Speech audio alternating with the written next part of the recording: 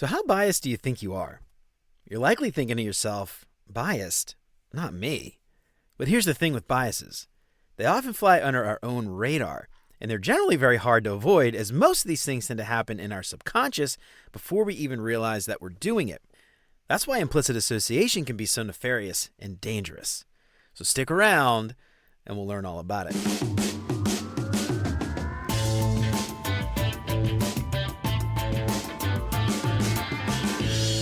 What's up, UX fam? Welcome to another edition of the Cognition Catalog. Every week, we'll dig into a new cognitive bias and explore how that bias can impact how our team works together and what we can do to ensure that we don't get caught up in the pitfalls. Because working with people is hard, and the more insights we have into the human condition makes it just a little bit easier. To learn more about implicit association, you can find more resources at cognitioncatalog.com. And click the little bell down there so you get notified when new episodes drop, so you never have to worry about falling for implicit association again. And if you want to pick up some big, beautiful art prints of some select biases, make sure to check out beyonduxdesign.com/shop. Get free shipping on all orders over $30 and use the promo code YouTube to get 10% off your entire order. And as always, thanks so much to Chris, Siraquan, Stacy, Radu, Megan, Andrew, John, Mark, Kevin, Jason, Michelle, Marty, Tino, and Adina for all their support. And if you want to join these fine folks and many others and help keep the show independent and ad-free, you'll get access to the entire video library of episodes, including episodes before they're released.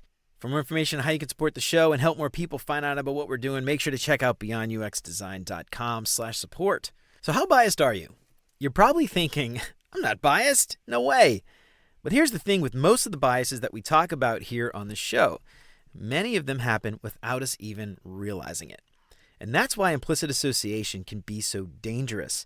We often make split-second decisions on things all the time, and this can be completely innocuous, like a preference for savory over sweet things, or it can be more insidious, like instinctively assuming that someone is ignorant because of their accent. Now, unfortunately, we make these quick decisions based on how someone looks, talks, dresses, what school they went to, or where they live. Now, these types of things spill over into work all the time, and they often go unnoticed by the people doing it. It's not called explicit association after all. Over the years, I've seen lots of hiring decisions go one way or another simply because someone on the hiring team made a quick judgment, either good or bad, about the candidate based on something superficial like clothes, accent, work history, background, whatever. I've also seen the same happen with promotions, raises, recognition, assignments, and a lot more. It isn't necessarily that the person who made the decision was a bad person. The issue is that most of these decisions happen without us even realizing it. So let's talk about it. What is implicit association? Now, we often make unconscious associations between different things, and these automatic associations can shape our behavior and our decisions, even when we consciously believe that we are acting fairly and impartially.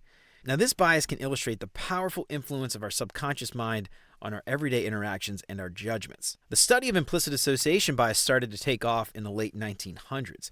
And before that, scientists had looked at attitudes and stereotypes, but they hadn't really dug into the unconscious part of our thinking. And in 1998, a group of researchers came up with a new way to measure these hidden biases. They created something called the Implicit Association Test. You might see this called IAT. Now, this test asks people to quickly sort words or pictures into different categories. And then by looking at how fast people respond, the test can show connections in our minds that we might not even know that we have. The implicit association test became a big deal in studying biases about things like race, gender, and age. And it showed that even people who say they don't have biases might still have them without even consciously realizing it. And as more scientists started using the implicit association test, they found that these hidden biases could affect lots of areas in life. For example, they discovered that just seeing more women in leadership positions could help reduce gender stereotypes, at least for a little while. The idea of implicit association has actually made a pretty big impact. Schools started thinking about how teacher expectations might affect student performance. Hospitals took a look at whether hidden biases might lead to some patients getting better care than others. Companies started changing how they hire people to try to be more fair. Now, in software teams, implicit association can cause problems without anybody even noticing it. For example, we might automatically trust feedback from younger users more than older users. This could happen because we might unconsciously think that younger people, they just know more about technology, and as a result, the app might end up being hard for older people to use. A team leader might always pick ideas from the same few people during brainstorming sessions, for instance. They might do this because the people remind them of successful innovators that they've seen before, maybe. This could mean that great ideas from other team members get completely ignored. Some engineers might get the most interesting stories or tickets because they look or act like the stereotypical image of a quote-unquote good developer.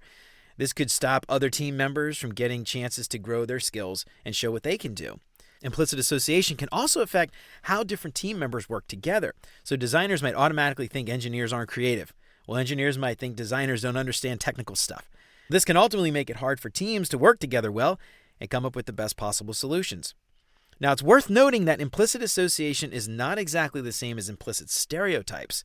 Implicit associations are those quick mental connections between any two ideas, while implicit stereotypes are a specific type of association that usually links groups of people with certain traits.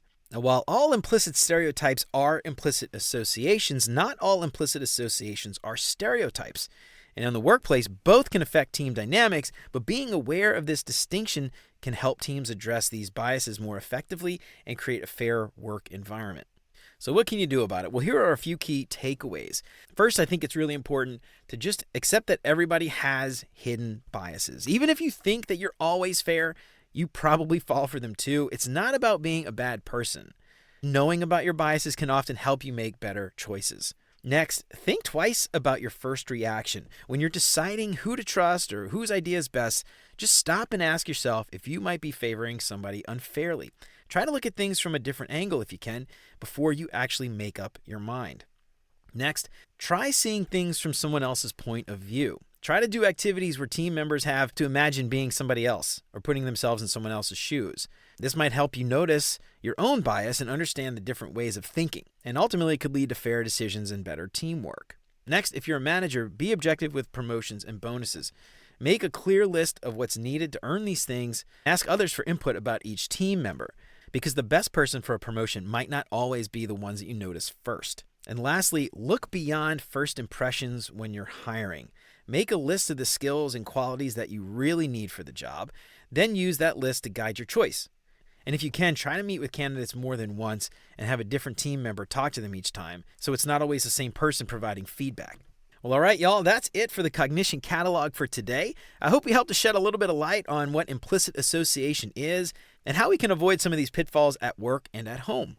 But I'm curious, have you run into issues related to implicit association before? If so, how'd you get through it? I'd love to hear about it. Let me know what you think on LinkedIn or shoot me an email at hello@beyonduxdesign.com. I'd love to hear from you. To learn more about implicit association, you can find more resources at cognitioncatalog.com. Click the little bell down there so you get notified when a new episode drops so you never have to worry about falling for the implicit association again. And if you want to pick up some big, beautiful art prints of some select biases, make sure to check out beyonduxdesign.com/shop.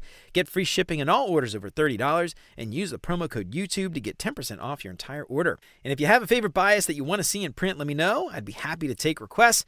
And until next time, remember, you're more than a designer because there's more to UX and design.